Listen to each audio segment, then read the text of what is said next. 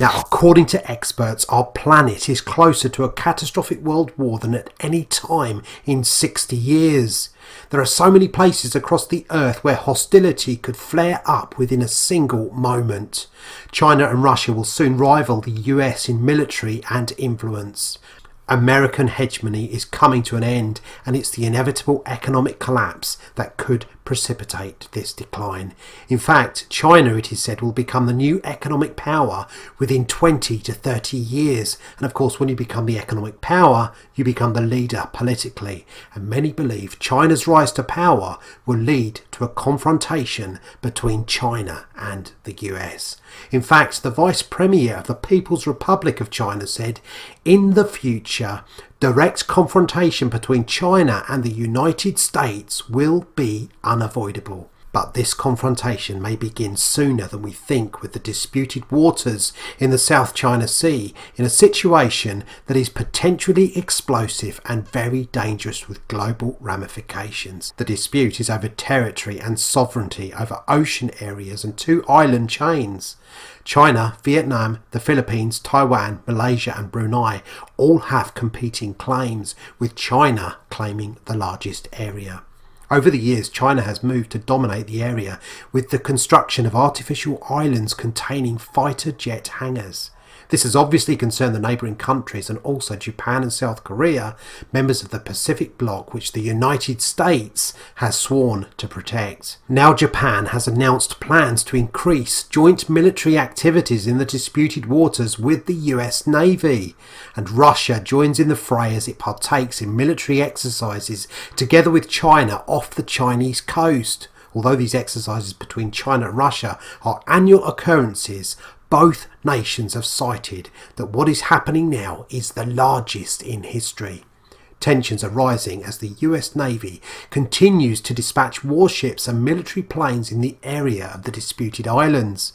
China has described this action by the US as provocations and vouched to defend China's sovereignty.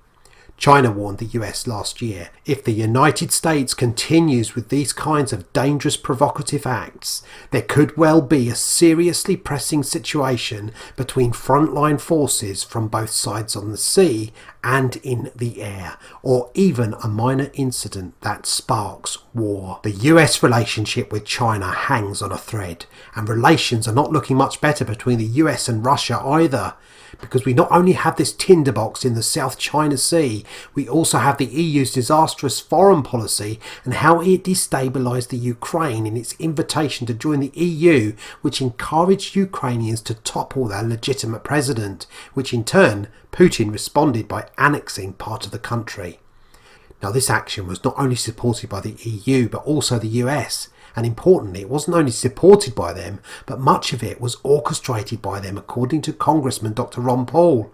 Paul said, imagine if a foreign leader like Putin or Assad came to Washington to encourage protesters to overthrow the Obama administration. Now, these protests, which were funded by the billionaire George Soros, ultimately led to the overthrow of the government and of the installation of politicians chosen by the US State Department. If all this wasn't enough, the recent rant by US presidential candidate Hillary Clinton that bizarrely accused Russian President Putin of being the godfather of the so-called extreme nationalism and the populist movements, of course she was referring to Brexit and the Trump phenomenon that's sweeping the West.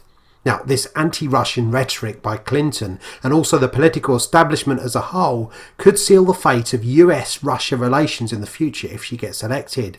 Now, it's a really dangerous game Western politicians are playing with Russia, and we should be thankful that Putin, well, that's the way I see it anyway, has offered incredible restraint throughout this propaganda campaign that lays the blame for anything at the feet of Russia.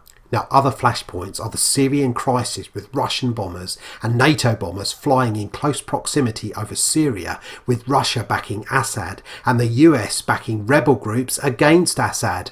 Now, accidental clashes are a high possibility, and if this was to happen, it could escalate tensions between the two powers. It only needs a small event or even an accident to trigger a third world war. Now, the EU is also becoming a war zone full of military assets.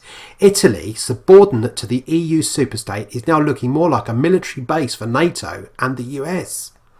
In Italy, there are now over 100 NATO and US military bases across the country with a stockpile of foreign weapons and ammunitions, 10,000 military and civil personnel, and between 60 to 90 nuclear warheads, with the numbers increasing.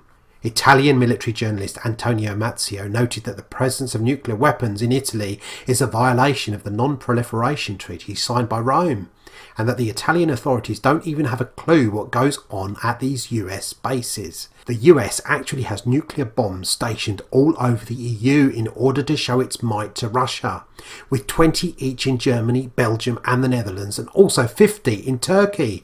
Along with the nuclear warheads in Italy, that's 200 nuclear weapons pointing towards Russia. Now, that's the official number, of course. No one actually knows the full amount.